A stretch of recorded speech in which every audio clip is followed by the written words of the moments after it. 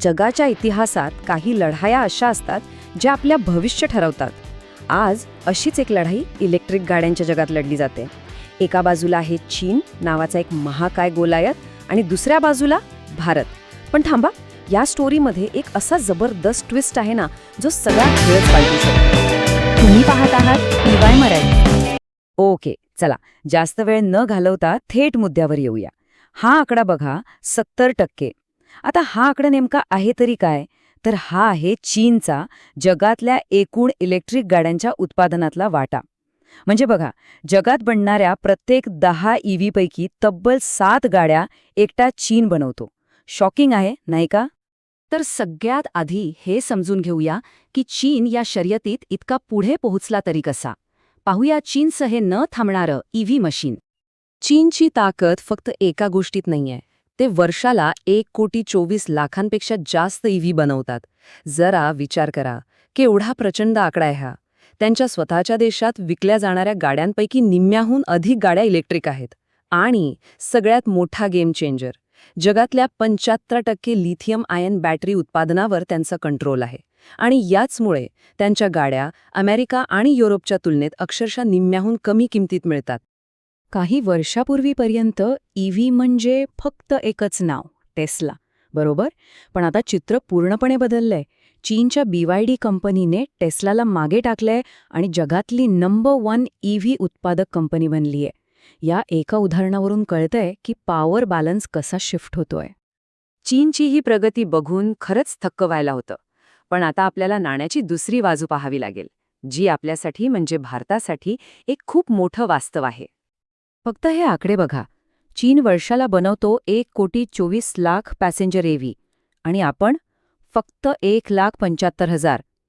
म्हणजे ही दरी किती मोठी आहे हे वेगळं सांगायला नको. आपण अजून खूप खूप मागे आहोत. हे वास्तव अजून चांगल्या प्रकारे समजून घेण्यासाठी फक्त एक वाक्य पुरेसं आहे. चीन एका महिन्यात जेवढे EV बनवतो तेवढ्या बनवायला भारताला संपूर्ण वर्ष लागतं. विचार करा, एका महिन्याचं उत्पादन विरुद्ध एका वर्षाचं उत्पादन. यावरून आपल्याला आव्हानाची खरी कल्पना येते. मग आपल्यासमोर नक्की आव्हानं आहेत तरी काय? सगळ्यात पहिलं आणि मोठं आव्हान म्हणजे आपण 70%हून जास्त आयातीवर अवलंबून आहोत. खास करून बॅटरीसाठी तर आपण पूर्णपणे चीनवरच डिपेंड आहोत. दुसरा म्हणजे गाड्यांची किंमत. पेट्रोल गाडीपेक्षा EV अजूनही 2 ते 3 लाखांनी महाग पडते. तिसरं अर्थातच पायाभूत सुविधांची कमतरता म्हणजे चार्जिंग स्टेशन्सची वाणवा. आणि या सगळ्याचा परिणाम काय? तर बाजारात आपला वाटा फक्त 3 ते 5% इतकाच आहे. पण मी सुरुवातीला एका ट्विस्टबद्दल बोललो होतो, आठवतंय? इथेच ती गोष्ट सुरू होते. भारताने आता या शर्यतीत फक्त टिकून राहण्यासाठी नाही तर जिंकण्यासाठी एक जबरदस्त प्लॅन तयार केला आहे. आणि ही आहे भारताची 75,000 कोटी रुपयांची कमबॅक स्टोरी. कारण आता सगळा खेळ बदलतोय. हे आहे भारताचं उत्तर. तब्बल 75,000 कोटी रुपयांपेक्षा जास्त. भारत सरकारने EV सेक्टरमध्ये एवढी मोठी गुंतवणूक जाहीर केली आहे. हा चीनच्या वर्चस्वाला दिलेलं एक अतिशय गंभीर आणि नियोजनबद्ध प्रत्युत्तर आहे. आणि ही योजना 2 मुख्य स्तंभांवर उभी आहे. एकीकडे आहे PM E-ड्राईव्ह स्कीम. हिचं काम आहे ग्राहकांना EV खरेदीसाठी मदत करणं आणि देशभरात चार्जिंग स्टेशन्सचं जाळं विणणं. तर दुसरीकडे आहे प्रोडक्शन लिंक्ड इन्सेंटिव्हज म्हणजे PLI स्कीम. हिचा उद्देश एकदम सरळ आहे. भारतातच गाड्या आणि सगळ्यात महत्त्वाचं बॅटरी बनवणारी एक मजबूत इकोसिस्टीम तयार करणं. बरं, सरकारच्या या मोठ्या योजना तर झाल्या, पण या सगळ्याचा आपल्यासारख्या सामान्य माणसाला, नवीन उद्योजकांना किंवा नोकरी शोधणाऱ्यांना काय फायदा? चला आता या सर्वात महत्त्वाच्या भागावर बोलूया. ज्यांना स्वतःचा व्यवसाय सुरू करायचा आहे त्यांच्यासाठी तर ही एक सुवर्ण संधीच आहे. पहिलं, चार्जिंग स्टेशन उभारा. सरकार यासाठी 100% भांडवली सबसिडी देतंय, म्हणजे जवळपास 0 गुंतवणुकीत व्यवसाय सुरू करण्याची संधी. दुसरं, बॅटरी रिसायकलिंग. या मार्केटमध्ये तब्बल 64% वाढ अपेक्षित आहे. अविश्वसनीय आहे हे. आणि तिसरं, EVचे पार्ट्स पुरवण्याचा व्यवसाय, ज्यासाठी सरकार 18% PLI प्रोत्साहन देत आहे. ह्या नव्या क्रांतीमुळे एका नवीन प्रकारच्या नोकरीची प्रचंड मागणी निर्माण झाली आहे. ती म्हणजे EV सर्व्हिस टेक्निशियन. हा साधासुधा मेकॅनिक नाही, तर एक NSQF लेव्हल 4चा सर्टिफाईड प्रोफेशनल असतो, ज्याला EV डायग्नॉस्टिक्स, बॅटरी मॅनेजमेंट आणि हाय व्होल्टेज सेफ्टीचं खास प्रशिक्षण दिलेलं असतं.